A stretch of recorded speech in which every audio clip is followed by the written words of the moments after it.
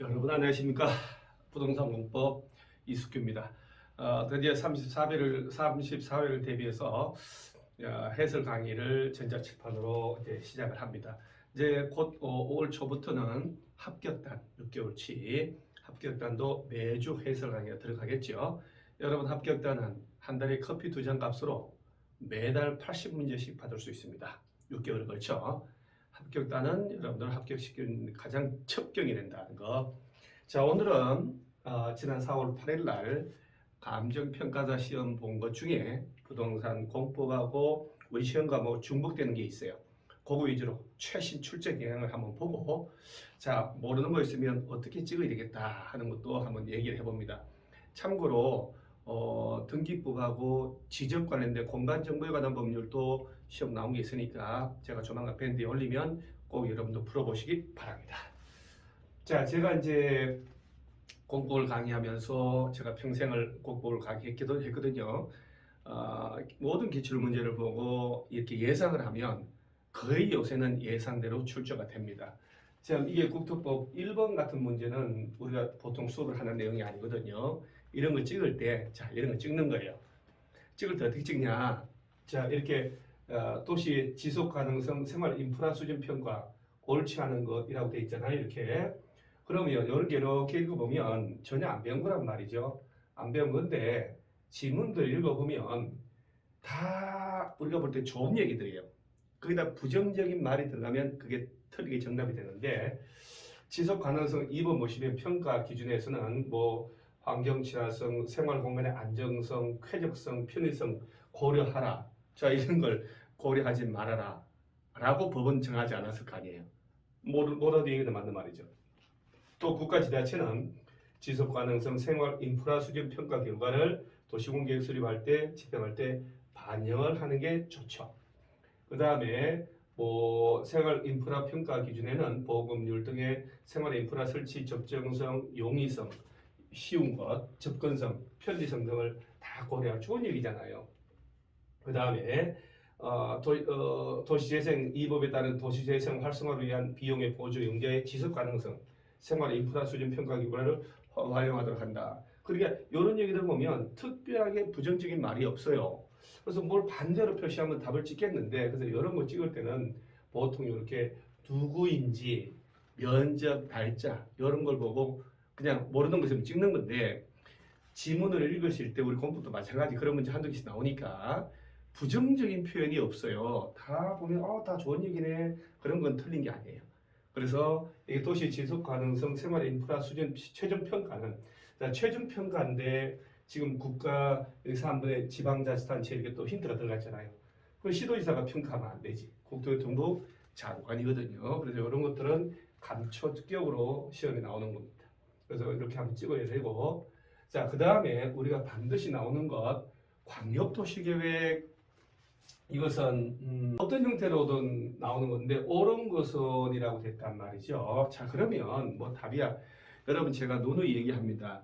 공부를 6개월 이상 하시면 다 애지간한 지문 하면 다 맞춰요. 근데 오늘 이후로도 마찬가지인데 여러분, 제가 설명을 할게요.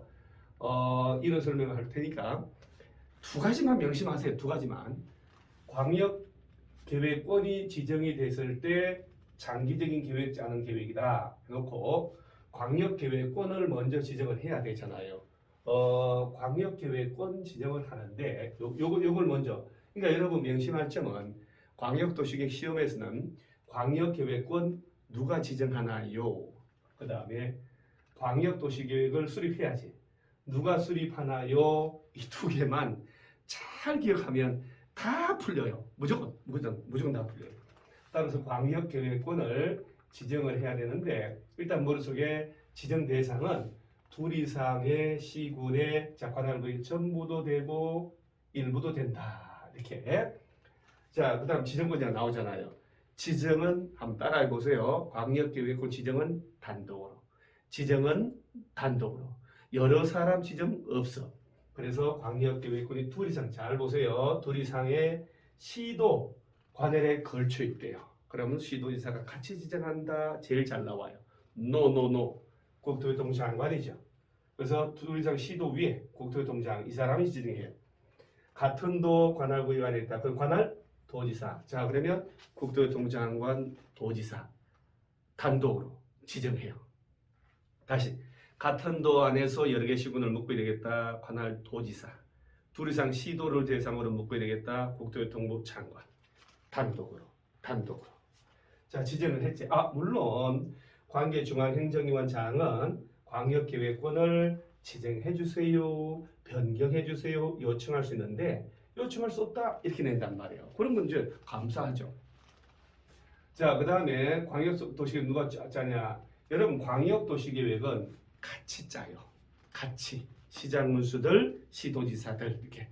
광역계획권 지정은 단독. 이건 무조건 나오는 문제니까 광역도시계획 수립은 공동으로. 볼까요? 그러면 같은 도 안에서 도지사가 지정해줬지. 그러면 지정된 곳에 관할 시장 또는 군수가 공동으로 짜네요. 그리고 도지사님 찾아가서 승인해주세요 라고 해야 되는데 도지사가 지정한지 자 여기서 한번 보면 3년이 지날 때까지 관할 시장 군수로부터 승인 신청이 없네. 그러면 관할 도지사가 욱하고 직접 짜버리지. 이렇게 묶어서 이해를 하시고 이게 빨간색하고 또 노란색이 막 섞이니까 자, 그 다음 더 위로 올라가 볼까요? 여기 광역계획은 둘 이상 시도 관할에 걸쳐 있네. 그럼 관할 시도지사께서 공동으로 이렇게 되잖아요. 같은 도 안에만 있으면 지정된 곳의 시장 군수들이 공동으로 둘 이상 시도를 대상으로 했다. 그 시도지사가 공동으로 그러면 주어가 말단 시장 군수 나오면 도지사한테 승인, 또 시도지사가 나오면 국토교통부 장관 승인 받아야 되는 거예요. 그런데 얘도 여기서 2번하고 4번 연결 이렇게 하는 거죠. 국가계획과 관련되면 당연한 일이지. 국토교통부 장관이 지정 후 3년이 지날 때까지 시도로부터 승인 신청이 없네. 국토교통부 장관이. 자, 그러면 도지사나 국토교통부 장관이 지정해줬는데 몇 년 가도록 안 올라옵니다. 3년.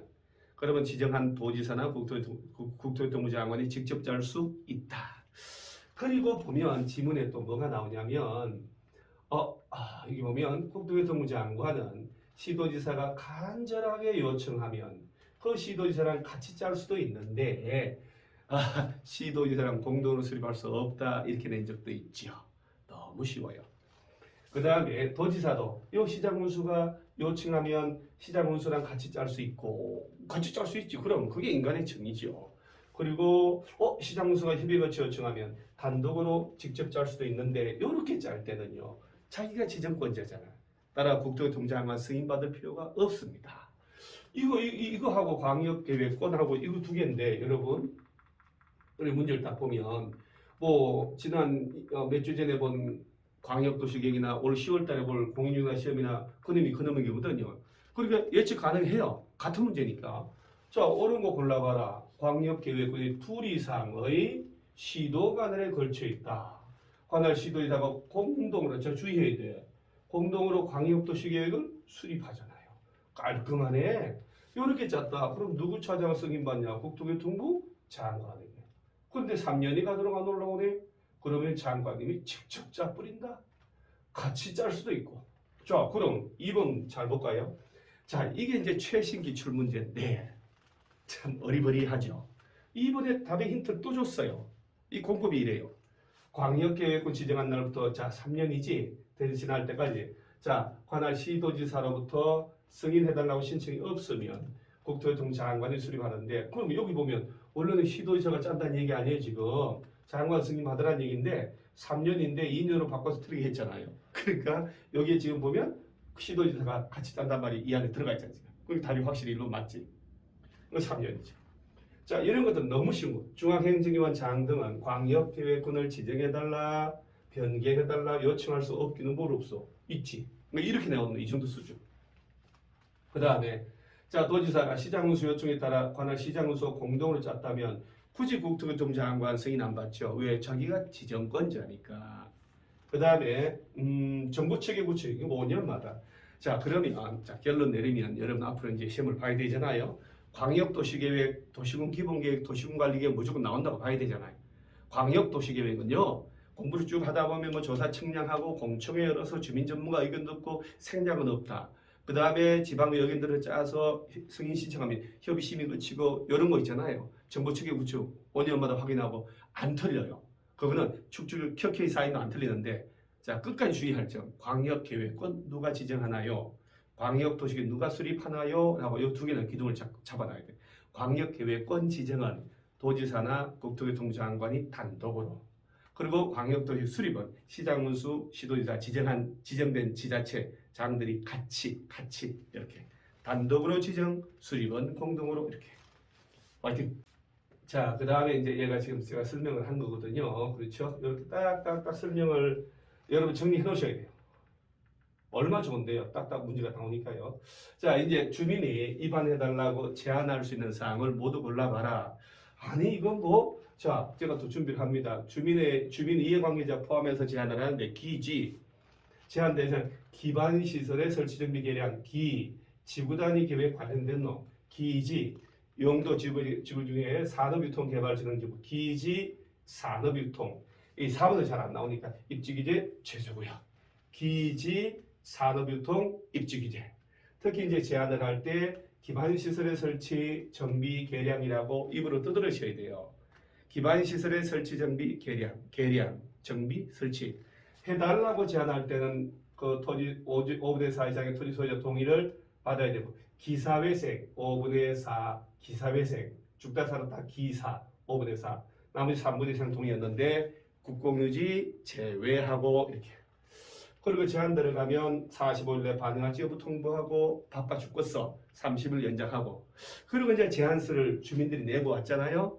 그러면 이제 집에 가면 제대로 대접을 못 받아. 왜? 입안 결정에 필요한 비용의 전부나 일부를 제안자에게 부담시킬 수 있다 해서 돈 내야 되니까 하지 말란 얘기죠. 자, 이걸 물어보는 거예요. 자, 시가와 조정구역은 아니지요. 기반시설의 설치 정비 계량, 지구단위 계획 요거 관련 입지기재 요 세 놈은 제한할 수 있습니다. 다 이렇게. 자, 우리가 늘상 해왔던 대로 시험 나오지 않습니까? 국토교통부에서 시행하는 감정평가 시험조차도 우리 시험도 한 단계 높다 하죠. 자, 그 다음에 또 용적률은 뭐 우리가 딱 봐도 법령에 따른 용적률은 공업은 전용, 일반, 준, 300, 350, 400, 전일준 이렇게 전일준 300 잡고 50씩 더.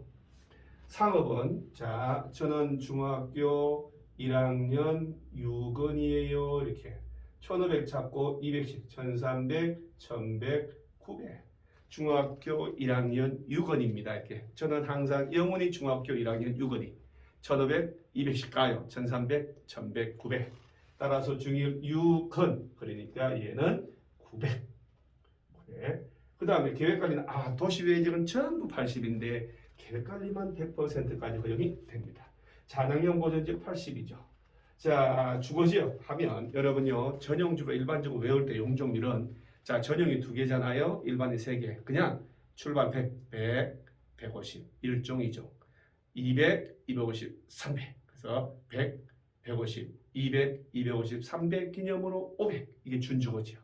준주거 500 전용이 2, 일반이 3개 100, 150 손에 써 그냥 200, 250, 300, 500 이렇게 따라서 250 정답은 정답 이런 건 뭐 자 여러분 건필에다 용적률 나오면 콜 그럼 자 용적률이 대지 면적에 대한 건축 연면적의 비율인데 자 제가요 이때 연면적은 지하층은 포함하지 않는다는 거 꼭 명심하시고 그 다음 여러분 용적률에서 연면적 구할 때 빠지는 건 4가지가 있죠. 지하층, 지상층의 주차장 부분, 피난안전구역, 대피공간 얘는 빠져나갑니다.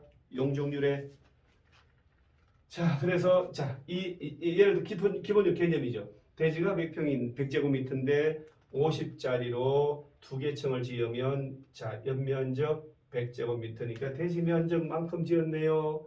용적률이 얼마인가요? 라고 하면 자 연면적을 100을 지었네요. 곱하기 100을 해줘서 퍼센트 맞추는 거거든요. 1번 200분의 100, 1 곱하기 100. 그러니까 용적률 100%는 대지 면적만큼의 연면적 지을 수 있네요.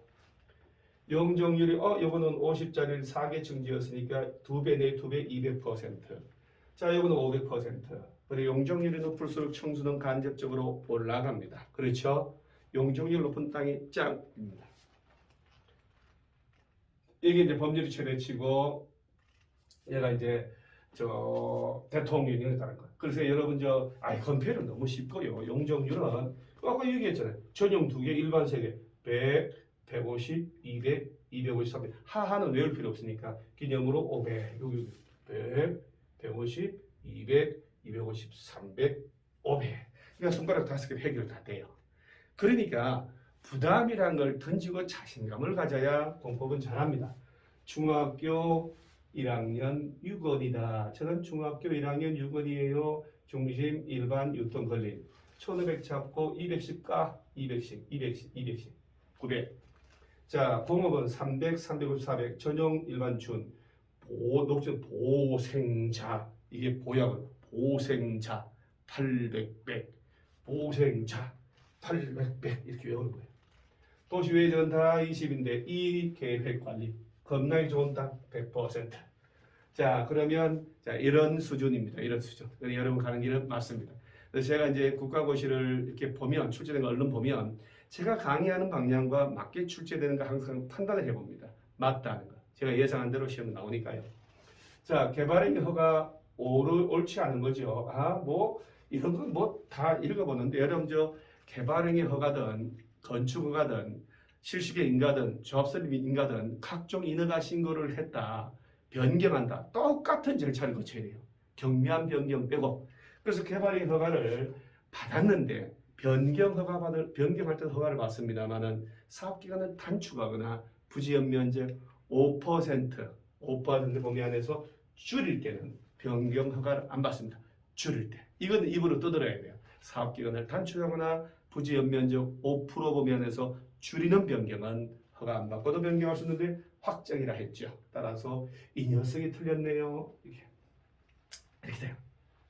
자, 그 다음에 기반시설 못한 거예요. 우리 공유계획 시험도 그대로 나왔죠. 조문 그대로 200제곱미터 초과하는 신축 증축할 때 돈 낸다는 거. 자, 그러면 200제곱미터 신축하는 이 200제곱미터를 초과하는 신축 증축할 때 돈 내는데 건축허가 떨어지고 2달 내 부과를 하죠. 그럼 그 돈 언제 낼까? 욱하고 내지 말고 다 짓고 건물 다 짓고 사용 승인 신청 시까지 내면 되는데 아이고야 현금이 없네. 물납 토지 등으로 물납을 할 수도 있네. 이렇게. 이거 아무것도 아니죠. 이 매수 청구는 여러분, 우리 매수 청구 이거는 무조건 나온다고 봐야 돼요. 그러니까 몇 가지 외우라고 하는 거 입을 막 10번씩 떠들어서 외워놓으세요. 줄줄줄 나오게끔. 30분만 하면 하나 주워 먹잖아요. 그까지 그런 수고로 나가면 어떡해요? 자, 옳지 않은 것은 이거는 딱 나오죠. 매수하지 않기로 했다. 그러면 허가받아 3층이 단독주택. 1종건생, 2종건생, 2종건생 중에서도 단 안마 노래방 고시원 제외하고 2종건생은 다 지을 수 있는데 단란주점, 안마시술소, 노래연습장, 다중생활시설, 즉 고시원 이런 건 제외하고 나머지 몇 층이야? 3층. 틀렸죠. 매수청구 들어가면 6개월 내 매수를 통보해주고 사기로 하면 2년 내 산다. 이런 것들. 채권을 매수 의무자가 지자체면 발행할 수도 있는데 채권의 상환 기간 꼭 외워놓으셔야 돼요. 10년 이내.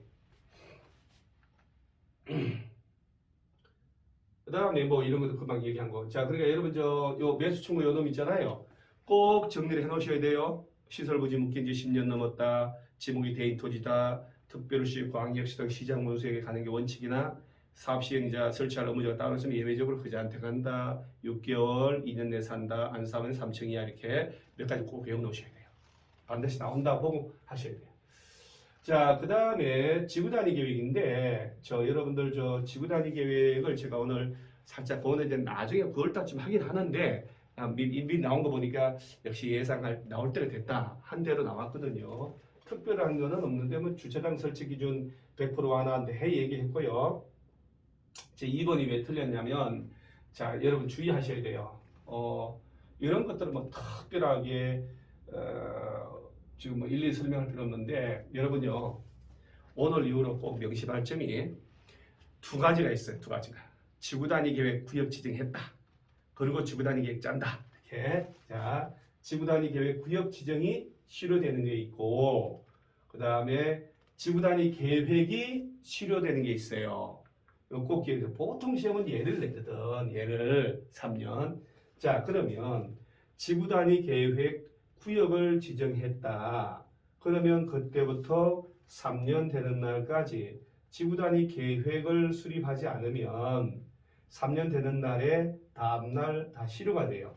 그러니까 이게거든. 지구단위 계획을 지정하고 3년 내 지구단위 계획 안 짜면 3년 되는 날에 다음날 실효된다. 이거는 이제 지구단위 계획 구역 지정이 한 게 여기 없어지는 거예요. 이제 두 번째는 뭐냐면, 두 번째는, 이게 같이 넘어가네요. 요 지구단위 계획을 짰어요. 그 지구단위 계획을 짰는데 주민들이 제안했을 때 그때부터 5년 되는 날까지 지구단위 계획이 정한 목적 사업에 착수를 안 하면 사업 안 하면 요 지구단위 계획을 다시 짜야 돼요. 이거를. 그러니까 구역 지정하고 몇 년 내 지구단위 계획 안 짜면 이게 없어지냐 물어보면 그건 3년이고 자 요거거든요. 요걸 이번에 이걸 모르는 거예요. 그래서 지구단위 계획에 관한 자 이건 지구단위 계획 구역 지정했고 이제 구역 지정 지구단위 계획 구역 지정했고 지구단위 계획을 3년 내에 짰다는 얘기예요. 요 지구단위 계획에 관한 도시공관리계 결정을 싶다. 이때는 이걸 낼 때는 반드시 주민이 입안해달라고 제안한 것에 한한다라는 말 꼭 들어가요. 주민들이 입안해달라고 제안해서 짰을 때 그 질문 안 들어가면 절대 문제가 형성이 안 되니까.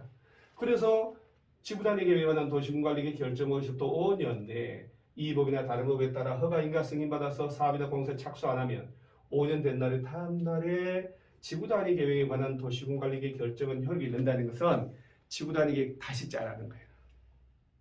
자, 정리합니다. 정상적으로 항상 물어본 것은 지구단위 계획구역 지정하고 몇 년 내 지구단위 계획 짜야 되냐 이걸 물어본 거거든. 3년 내 안 짜면 다음날 실효된다. 지금은 오늘 이번에 시험에서 물어본 것은 지구단위 계획구역 지정하고 지구단위 계획까지 짰어. 주민들이 짜라고 제안을 해서. 그럼 그로부터 또 몇 년 내 해당 사업을 목적 사업을 착수 안 하냐. 그럼 지구단위 계획 다시 짜라는 거거든. 그래서 지구단위 계획 짰는데 해당 목적 사업 착수 안 하면 지구단위 계획을 이게 실효된다는 거야. 다시 짜라는 얘기지. 그러면 이제 5년이 되는 거야. 자, 그럼 결론 지구단위 계획을 지정했다. 3년 내 지구단위 계획 짜라. 지구단위 계획 짰다. 그리고 5년 내 목적 사업 착수 안 하면 지구단위 계획 다시 짜라. 이렇게 이해를 하셔야 돼요. 그래서 지구단위 계획 구역이 실효되는 걸 묻느냐. 지구단위 계획 짰는데 주민이 제안했을 때 해당 목적 사업에 공사를 안 하는 걸 묻느냐. 이거 공사 안 한다. 이건 5년이에요. 지구단위 계획 구역 지정하고 지구단위 계획 짠다. 3년. 여기 나올 때도 됐어. 사실은. 우리 중개사 시험에서도. 우리 중개사 시험은 늘상 예를 냈거든요. 그런데 이게 꼭 나올 때가 됐단 말이에요. 근데 이번에 탁 그대로 나온 거예요. 5년이죠, 5년. 그래서 얘를 알고 있냐 하는 거. 주민이 이렇게 나오잖아. 입안을 제한한 경우에 지구단위 계획, 요거 짰다는 얘기거든. 도시군관리 결정거실부터 5년 내 이렇게 3년을 딱 내면 대부분 학생들이 맞다라고 한단 말이에요. 그래서 no. 3년 이내, 5년 내 허가받아 사업 공사 착수 안 하면 5년 된 날에 다음 날에 그 지구단위 계획, 도시군관리 계획 결정은 효력을 잃는다. 5년 내 사업 안 하면 5년이 들어가야 돼요. 꼭 기억하셔야 돼요. 그래서 이렇게 연습을 한번 해본 거고 여기 5년. 자, 그 다음에 입지기재 최소구역인데 여러분 입지기재 최소구역은 제가 예를 들 때 3개 이상 대중교통 노선이 교차하는 결절지로부터 이제 1km 이내에서 제가 영등포역 주변을 예를 들었는데 정말 적절하거든요. 영등포역 뒤로 가면 노후 불량한 오래된 단독주택 건물이 엄청나게 많고 맞은편에 공장 철공소가 많다고 그랬지. 그래서 여기서 주로 3개 이상 노선이 교차하는 대중교통 결절지로부터 1km 이내 이건 뭐 늘상 워낙 중요하니까 자 그러면서 쭉 나오는데 노후 불량 건축 밀집한 주거지역, 공업지역 그래서 제가 노후된 단독주택도 많다, 공장도 많다, 물레동 일대에 상업지역이라고 그러면 틀릴 거니까 주의해라 라고까지 얘기를 해요. 수업 시간에 상업지역으로 나오잖아요. 이렇게. 상업지역은 할 필요 없죠. 벌써 빌딩 올라갔을 텐데 그러죠. 그래서 정답은 3번. 이렇게 써먹네 이렇게 하는 거. 자, 그 다음에 이 성장관리계획 물어보는데요. 이거 하나씩 꼭 나오는데 여러분 제 수업을 듣고 계신 분은 필수서 성장관리계획 쪽에 가보시면 만약에 자 우리 공중에다 시험에서 성장관리계획 2번 나왔죠. 새로 손을 보고 난 다음에 2번 나왔는데 한 번은 성장관리계획 구역을 지정할 수 없는 거 찾아라 해서 제가 아마 정답이 주거지기 답일 거다 해서 작년에 예측을 했고 이번에 이제 성장관리계획 짤 때 건폐율 이용 종류를 완화하는 게 나올 거다 라고 해서 50%, 30%, 125% 완화 나온다. 이 작년에 나온 거잖아요. 그리고 만약에 이번에 나오면 이번 시험에 나오면 성장관리계획의 내용을 낼 거다. 그리고 성장관리계획의 내용은 지구단위계획 들어갈 내용과 비슷한데 아마 답은 건축선 관련된 게 답이 될 거다라고 써놨을 거예요. 아마 3월달부터. 이건 제가 이제 거짓말 할 수 없죠. 그 이번에 성장관리계획에 포함할 사항으로 명시되어 있지 않은 것은 이게 답이 바로 건축선 이렇게 낸 거예요. 이렇게. 감평학 시험에서. 우리 중에서 시험 똑같잖아요. 그러니까 이제 우리가 예측대로 시험이 나옵니다. 그래서 아마 이번에도 똑같이 또 나오고 하니까요. 성장관리계획의 내용을 묻는 순서가 된 거예요. 왜? 첫 해는 성장관리계획 지정 대상 물어봤고 두 번째 성장관리계획 짰을 때 건폐율 완화하는 것 이걸 물어봤으니까 지금은 성장관리계획의 내용을 물어본단 말이에요.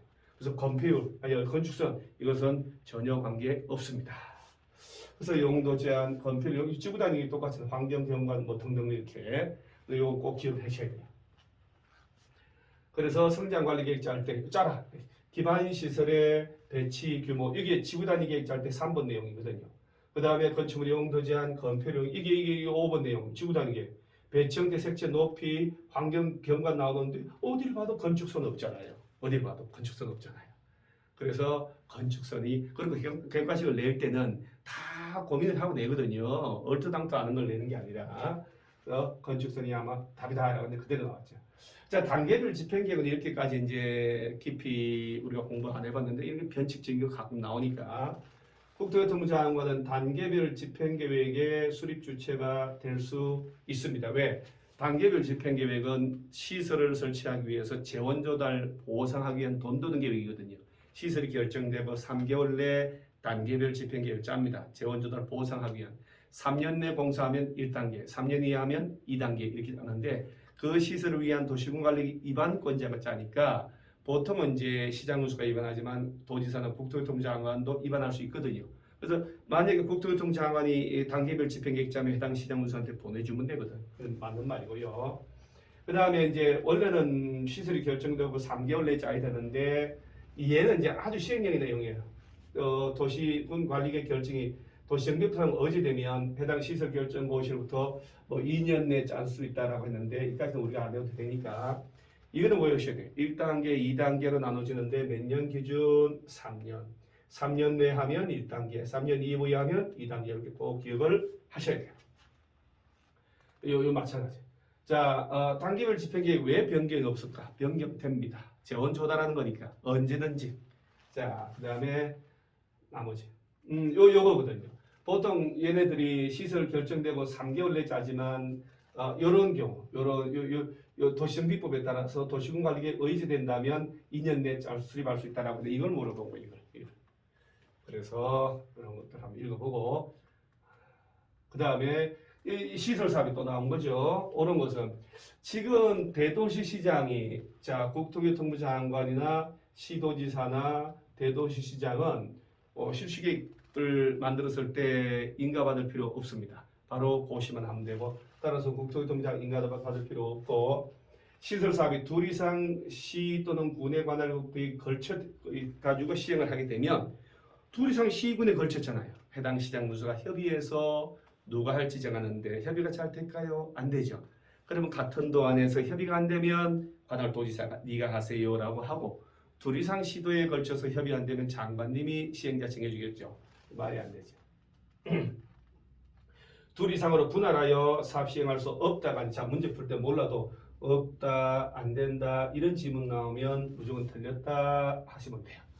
그 다음에 자 이런 지문도 마찬가지 몰라. LH가 사업 시행자로 지정받기 위해 제출해야 하는 신청서에는 자금 조달 계획은 포함되지 않는다 그러면 자 이렇게 포함되지 않는다라고 하는 것은 법조문에 있을까요? 없지요. 자금 조달 계획을 포함시켜야 한다라고 한 걸 객관식 문제 내면서 포함하지 않는다라고 바꿔서 내는 거잖아요. 틀리게 해서 답은 하나니까. 그래서 여기서 뭐 내용이 있는데 포함되지 않는다, 들어가서는 안 된다 그러면 다 틀린 내용이에요. 이런 종류는 안 만들어도 되니까. 자금 조절이 제일 중요한데, 그렇죠? 그 다음에 여기 지금 LH가 시행자가 될 수 있는데 한국전력공사 이게 공공기관이잖아요. 얘들도 시행자가 될 수 있습니다. 따라서 정답은 5번으로 가는 건데 좀 어렵죠? 좀 어렵. 4번 지문은 우리가 몰라도 말이 안 되고 2번은 우리가 확실히 알고 3번도 알고 따라서 우리가 1번하고 5번에서 갈 때 그래도 이렇게 실제 시험장 가서 풀 때 좀 찍을 수 있을 것 같아요. 이 정도 되면. 그 다음에 타인토지 출입인데 이게 참 우리가 작년 시험에도 이렇게 시험을 냈거든요. 여러분 법조문이 이렇게 돼 있어요. 쭉 이걸 생략시켜 놓고 요거하고 얘를 빈칸 만들어 놓고 여기에 들어가고 보려고 타인토지에 출입하고 조사 측량하고 할 수 있는 권한이거든요. 그걸 뭐 할 때 그걸 인정했냐 법에서 도시군 계획이니까 도시군 기본 계획이나 도시군 관리계 짜려면 조사 측량을 해야 되잖아요. 그다음 광역 도시계 짜려면 조사 측량을 해야 돼. 그래서 기초 조사라고 하는 파트가 있는 부분, 그 조사 측량하려면 타인토지에 들어가야 되지. 그다음에 개발 밀도 관리고요, 기반시설보다 요 채우시오 하는 게 이제 작년 시험 나왔고, 기반시설 설치 계획 짜기 위한 기초 조사, 지가 동량, 토지 거래상. 자, 그런데 우리 시험에 만약에 다시 나온다면 얘네들하고 얘는 거의 언급 안 할 거란 말이에요. 이 중개사법이 이사 갔으니까. 그 다음에 시설사업에 관한 조사 측량을 위해서 필요하다면 당연히 도로 설치하려면 들어가야 되고 개발밀도 관리구역, 기반시설 부담구역, 도시공계획, 광역도시계획 이런 거 하기 위해서는 타인 토지에 출입할 수 있다라고 둔 겁니다. 그래서 모두 골라봐라. 뭐 기초조사, 도시공계획, 개발밀도 관리구역, 시설사업, 뭐 지가동량 이런 것들은 뭐 이상한 걸 만들어 넣을 수가 없어요. 만들어 넣을 수가 없죠. 그래서 전부 다 여기 해당합니다. 이거 하나 풀면서 여러분요 이런 문제를 간평사 4월달에 나왔기 때문에 우리 시험 10월달에도 한번 자세히 좀 봐놓으셔야 돼요. 써먹은 걸 또 써먹을 수도 있기 때문에. 자, 건축법상 아직 이행강제금은 우리가 배우지 않았는데 어차피 7월달 좀 배울 거거든요. 우리 건축법의 이행강제금은 1년에 2회 이내 이건 꼭 외워놓으셔야 돼요. 1년에 2회 한 번 내지 두 번까지 부과시킬 수가 있습니다. 그래서 옳은 것을 모두 골라봐라. 시정명령을 받은 자가 이행하면 새로운 이행강제금 부과를 즉시 중지하고 이미 부과된 이행강제금은 징수해야 한다. 맞는 말이죠. 그 다음에 최근 2년 내 반복해서 위반하면 부과금의 100분의 100%, 100분의 150이 아니고 100분의 100 범위에서 100% 가중할 수 있다. 100% 가중할 수 있다. 그 다음에 최대 2회 정도. 2회 정도. 그러면은 옳은 것은 기업밖에 없죠. 기업밖에. 자, 다음 문제는 신고 대상인데 우리가 참 제가 볼 때 건축법에는 대수선하고 건축신고 얘만 제대로 정말 정리 몇 번 해놓으면 다른 것들은 단순 암기이기 때문에 끝납니다. 사실은 예를 들어서 건축신고 대상이 쭉 나오면 뭐 바닥 면적 합계 85제곱미터 이내로 뭐 증축, 개축, 재축을 하거나 관리지역, 농림지역, 자연환경 보존지역에서 면적 200제곱미터 미만이고 3층 미만인 건축물 건축하거나 자 203층 미만 건물에 대수선을 하거나 내력벽 30제곱미터 이상을 수선하거나 기둥을 3개, 보, 지붕들 3개 이상 자 수선할 때 신고 대상 다 수선만을 위한 대수선 신고 대상인데 벽면적 20제곱미터 이상 수선한다. 30 이상 수선할 때 신고 대상이고 30이 안 되면 아무 신고도 필요 없어요. 그 다음에 3개 이상 수선할 때 신고하라. 3개 이상이죠. 그럼 주계단, 피난계단, 특별 피난계단은 몇 개 관계없이 수선한다. 이건 신고 대상 맞죠. 그러니까 이걸 숫자를 3개, 30을 안 되게 만들어 놓고 문제 찾아라 이렇게 한 거예요. 그래서 여러분 건축 신고 대상은 꼭 정리를 3번 정도 해놓으셔야 돼요. 정답 2번. 이 조정이나 제정은 건축 분쟁 관련된 건데 이건 이제 소송과 관련된 거라 너무 어렵습니다. 사실 여러분들 건축의 분쟁, 제정, 이거 조정이나 이거 문제 나오면 공부 그다지 대처 안 해도 괜찮습니다. 하나만 주의하면 건축 분쟁 사건화될 만약에 건축 관련된 분쟁이 생겼을 때 모든 게 소송을 해결될 것 같으면 대한민국 어떤 얼마나 많은 건물 건축인가 지금 이루어지고 있나. 판사들 아마 지금 10배에서도 모자랄 겁니다. 뭐 전국이 소송 들어가겠죠. 그래서 건축 분쟁 생기면 조정을 통해서 해결 먼저 하고 그러다 안 되면 이제 소송을 가라 해서 만든 제도거든요. 시험에 가장 많이 나오는 게 뭐 아주 가끔 나오는 건데 허가권자하고 허가 신청한 사람과의 민원 조정 대상 이건 전혀 있을 수 없죠. 그래서 가끔 물어보는 게 그거예요. 허가권자와 허가 신청한 사람 건축주 하고 분쟁은 있을 수 있냐? 없지요. 왜 나한테 허가를 해줬나요? 라고 분쟁 제기할 일은 없으니까.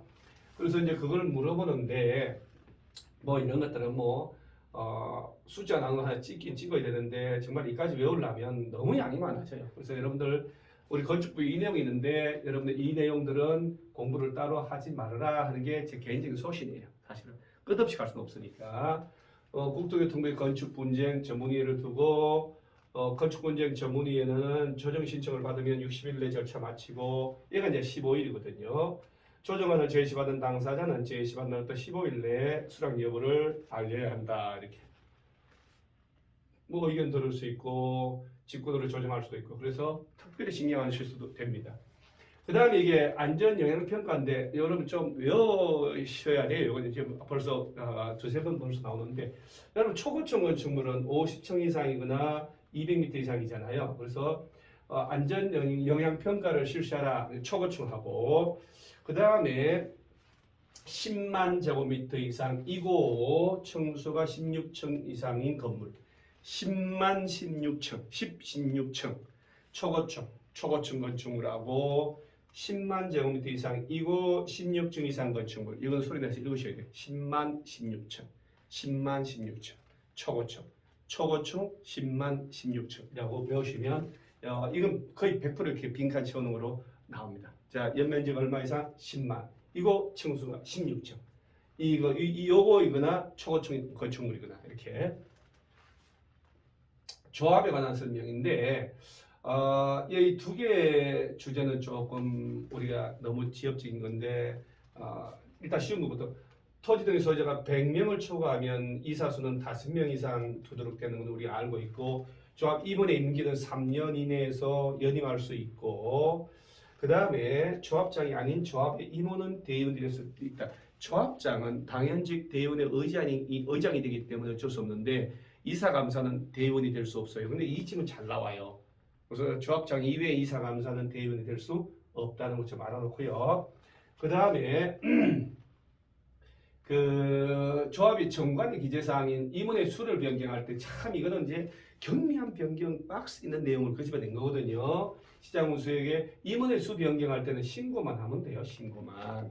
그래서 정답은 2번이 되는 거예요. 2번 되는데 참 제가 볼 때는 요 세 개는 우리가 아는데 이 두 개에서 건설되는 건축물의 설계 계열을 변경하려면 총회 의결을 제가 그러니까 설계를 바꾸려면 총회 의결을 거쳐서 조합은 전부 다 납득을 해야 되지 않을까요? 그래서 굳이 찍는다면 얘도 같긴 갈 것 같은데 이까지 우리가 외우려면 정말 정비법 너무너무 양이 많거든요. 그래서 정답은 2번인데 그냥 이렇게 보고 감으로 좀 찍어야 돼. 당연한 것 같아요. 그죠? 건축물 설계를 바꾸려면 총회 의결을 거쳐야 되지 않을까 하는 거. 이게 이제 얘도 이제 사업시행계획 정비법상 시행계획 이 도시정비법 문제가 6문제 중에 정말 이런 걸 꼭 2개씩 내거든요. 너무나도 지엽적인 것, 박스 이만한 것 중에. 그러니까 여러분들 그런 거에 흔들리면 안 되는 게 우리 중개사 시험은 평균 60점 합격하기 때문에 예상했어. 이런 건 틀릴 거야. 이런 건 틀려도 좋아 라고 마음 먹으셔야 돼요. 다 내가 아는 거 다 나와야 돼 라고 하면 절대 공부 못해요. 그러니까 이거 나왔네? 그렇지. 이건 근데 틀리지 뭐. 그리고 한 걸음 떨어져서 보는 거예요. 오히려 넉넉하게. 그럼 답이 보여. 그리고 이제 이런 문제 나오면 사업시행계획 변경할 때 신고 대상 경미한 사항에 변경에 해당하지 않는 것인데 이렇게 나오면 제가 힌트를 줄게요. 이렇게 가로소개가에 박스 안에 가로소개를 내거든요. 이렇게 이제 가로가 붙어 있잖아요. 이 지문 찍으세요. 우리 공중에서 다 이렇게 나오면 얘 가로소개가 틀리게 해요. 내가 나중에 몇 개 예를 들 텐데 건축물이 아닌 부대시설의 설치 규모를 확대하는 건 맞는데 경량 변경인데 위치가 변경되는 경우는 제외돼요. 근데 이 가로수계가 있는 걸 반대로 표시해내는 게 많거든요, 사실은. 그래서 틀린 게 해당하지 않는 게 답이 3번인데 대지 면적 10% 범위에서 변경한다. 명칭 변경 워낙 경미한 거니까 이 정비계획의 변경에 따라 이건 당연한 거거든요. 이런 것들은 답이 아닌 게 이런 것들은. 그 다음에 내장 재료 정도야 뭐 특별한 그게 없으니까 그래서 이런 걸 만들 때는 가로 속에 있는 지문을 끄집어낼 때 그걸 틀리게 많이 해요. 그래서 위치가 변경되는 경우는 제외되고 이렇게 포함 이렇게. 그래서 작년도 그렇고 우리 중요한 시험에도 꼭 한두 개씩 그걸 내요. 그래서 그런 거 보면 가로 속에 걸 정 모르겠다 그러면 이런 건 여기 혹 달린 거 있으면 답 찾으면 돼요. 그 다음에 이런 것들은 제가 여러분들한테 제발 대가리 따서 외우지 마라. 암기 제발. 이 많은 양을 암기할 수도 없을 뿐더러 암기했다 손 치더라도 중개사 법령 실무는 양이 너무 작기 때문에 벌칙 이런 것들은 이렇게 말 따서 이렇게 외울 수 있지만은 공법은 안 돼요. 그리고 요새 출제 경향은 서술식으로 길게 법조문 통째로 케이스로 나오잖아요. 그러니까 문장을 자꾸 소리내서 읽으셔야 돼요. 사업 시행자는 우리가 연습을 하잖아요. 사업 시행 계획서 작성하여 시장 문서 등에 제출하여 인가받고 사업 시행 인가받은 걸 변경 중지 폐지할 때 또한 같다. 단 경미한 변경은 예외로 하고 사업 시행 계획 인가. 자, 공사 끝났다. 시장 문서 등이 아닌 시행자는 시장 문서 등에게 준공 인가받고. 자, 그러니까 입으로 떠들어본 사람이나 문제 풀 수 있다니까요. 이렇게 내잖아요. 그래서 사업 시행 계획 인가를 받아야 하고 공사 끝났다. 준공 인가를 받아야 하고. 자, 이게 만약에 도시개발법이면 실시계획 인가받고 여기가 준공검사받고라고 하는 거거든요. 자, 여러분 도시개발법은 어차피 얘를 똑같이 낼 수도 있지만 안 낼 확률이 높으니까 개발사업은 실시계획 인가, 정비법은 시행계획 인가, 공사 끝났다. 도시개발은 준공검사, 준공 인가 이렇게. 그리고 이제 뭐 다음에는 다른 건 낼 게 없죠 사실은. 자, 이게 인가 이렇게. 자, 이거는 비용 부담은 공부하는 거 아니에요 절대로. 이거 틀린 점수 조절하려고 내는 거거든요. 이것도 이제 옳지 않은 거 이렇게 쭉뭐 차익을 당연히 1번 당연히 맞는 것이고 수입이 있으면 차익을 징수할 수 있고 연체료 뭐 이런 징수할 당연히 강제 징수할 수 있고 뭐 공동구 비용 부담은 점용 면적에 비례하는 거 다 상식으로 맞는 얘기인데 얘하고 얘단 말이에요. 근데 자, 여러분 시장운수 5번 보세요. 시장운수 등이 아닌 시행자가 시행하는 정비사업의 정비계획에 따라 설치되는 시장운수 등이 아닌 시행자가 임시 거주시설에 대해서는 설치한단 말이에요. 건설 비용의 전부를 보다 말이 돼 안 돼요. 이런 걸 찍으라는 얘기 이런 걸. 그러니까 여러분 분명히 우리 시험에도 얼토당토하는 걸 내거든요. 그러면 시장운수 등이 아닌 시행자가 하는데 임시 거주시설을 설치한단 말이죠. 비용의 전부를 시장문서 등이 부담해야 된다. 말이 안 되잖아요. 그죠? 그 비용을 보조 융자할 수 있다라고 돼 있지. 얘가 왜 전부 다 부담합니까? 그러니까 이런 것들은 공부 많이 돼가지고 떨어져서 천천히 이런 거 우리가 공부 안 하면 나올 수도 있네 라는 그런 관점이 있어야지만이 찍을 수가 있어요. 좀 말이 이상하잖아요. 그죠? 문제 많이 풀어보면 이렇게 전체를 몰라도 이게 답이 된다 하는 게 나오는 거예요. 부정문이 나온다. 없다. 안 된다. 틀린 겁니다. 그 다음에 지문 5개 중에 다 서술식인데 뭐 권한자가 시도지사 시장무소 나온다. 그게 찍으면 돼요. 그 다음 날짜 숫자 나면 그게 찍고 이렇게. 그래서 이 정도 레벨로 시험을 냅니다. 그러면 우리가 저런 문제 돌출형 다 풀려면 자 5월달부터 합격단을 실시를 하는데 여러분 합격단은 매주 금요일날 제가 20문제씩 여러분한테 보내주잖아요. 보내주면 다 풀고 저한테 보내주시면 제가 싹 다 통계를 내고 해설을 달고 해설 강의를 보내주고 매주 20문제씩 문제 선정. 그래서 3바퀴 돌아가면 대한민국의 책에 있는 모든 문제를 다 풀 수 있습니다. 그래서 시험장 가는 거예요. 한 달에 커피 2잔 값으로. 그래서 이런 게 찍을 수 있는 능력도 배양이 됩니다. 자, 우리는 이 사람 제가 제일 좋아합니다. 불가능은 없다. 여러분 반드시 합격합니다. 왜? 명작 공법이 함께 하니까요. 자, 그래서 지난 4월 8일 날 본 간평사 공법 중복되는 부분 해설 강의를 마치겠는데요. 여러분 앞으로 이제 6개월 남은 시험 절대로 스스로 의심하지 마시고 어차피 시작을 했잖아요. 여러분 스스로가 나는 무조건 합격한다 라고 스스로 믿고 공부를 하세요. 그럼 합격합니다. 말이 씨앗됩니다. 여러분은 합격합니다. 왜? 영재학 공법이 여러분들과 함께 하니까. 자, 수고하셨습니다. 화이팅!